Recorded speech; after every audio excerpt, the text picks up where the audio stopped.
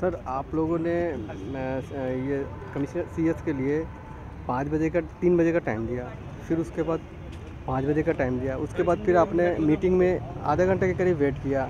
इससे क्या साबित होता है? इससे मतलब देखिए, इस सिलसिले के अंदर हमने chief secretary Anshu Prakash ji, RCS जेबी सिंह और पुराने आरसीएस शूरबीर सिंह को पिछले हफ्ते भी बुलाया था। पिछले हफ्ते अचानक शूरबीर सिंह और जेबी सिंह छुट्टी पे चले गए थे, सिर्फ अंशु प्रकाश आए थे। अंशु प्रकाश ने कहा था क्योंकि मेरे अफसर नहीं आए हैं, मेरे को पूरा ब्रीफ नहीं मालूम, इसलिए मुझे समय दिया जाए। कमेटी ने उनको समय दिया और उनको 20 तारीख को 5 बजे बुलाया था, यानी कि कल 20 तारीख को उनकी तरफ से चिट्ठी आई कि क्योंकि उनको किसी और मीटिंग में जाना है, उनको समय दूसरा दे दिया जाए। तो कमेटी ने उनको आज का यानी 21 तारीख का 3 बजे का समय दिया था। उनकी फिर सुबह 1 बजे एक ईमेल आई कि मैं 3 बजे प्राइम मिनिस्टर्स ऑफिस जा रहा हूँ, इसलिए मेरे को दूसरा समय दिया जाए। तो कमेटी ने उनको 5 बजे का समय दिया था। कमेटी ने उनका 5 बजे से लेकर करीब 6:15 बजे तक इंतज़ार किया, वे नहीं आए।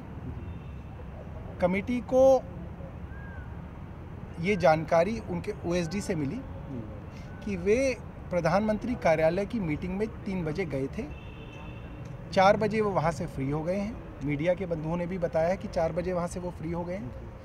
5 बजे हमें उम्मीद थी कि वो यहाँ पे आएंगे, वे नहीं आए। कहा जा रहा है कि वो बीमार हो गए तो वो अस्पताल गए हैं। फिर भी ये हैरान करने वाली बात है कि दूसरे 2 आईएएस अधिकारी शूरबीर सिंह और जेबी सिंह भी इस मीटिंग के अंदर शामिल नहीं हुए। कमेटी के मेंबर्स का ये मानना था कि क्योंकि आईएएस एसोसिएशन ने कहा था कि हम किसी मीटिंग में नहीं जाएंगे, इसलिए ये बहिष्कार किया गया है। और कमेटी के मेंबर्स ने कहा कि ये सदन की समिति का मामला है, सदन की अवमानना का मामला है, इसलिए इन सब लोगों के ऊपर, आईएएस एसोसिएशन के अधिकारियों के ऊपर अवमानना का मामला चलना चाहिए। इसके ऊपर समिति विचार करेगी, कोई फैसला नहीं किया है। एक चीज़ और बैंक के देखिए, आजकल पूरे टीवी के अंदर और अखबारों के अंदर पंजाब नेशनल बैंक और नीरव मोदी का मामला है कि हज़ारों करोड़ के लोन लेके एक आदमी विदेश भाग गया। समय रहते जब आरबीआई ने कहा तो उस पर कार्रवाई नहीं हुई, लोगों ने कंप्लेंट करी तो उस पर कार्रवाई नहीं हुई। अगर समय रहते कार्रवाई होती तो नीरव मोदी विदेश नहीं भाग पाते। ठीक उसी तरीके का मामला दिल्ली विधानसभा की कमेटी के अंदर पिछले 1.25 साल से चल रहा है, जिसके अंदर दिल्ली नागरिक सहकारी बैंक के अंदर करोड़ों रुपए के लोन ऐसे हैं जो वापस नहीं आ रहे हैं। RBI, reserve bank of India की 2013 की रिपोर्ट कहती है कि बैंक के एनपीएस बढ़ रहे हैं और बैंक की कई शाखाओं के अंदर भारी गड़बड़ी है।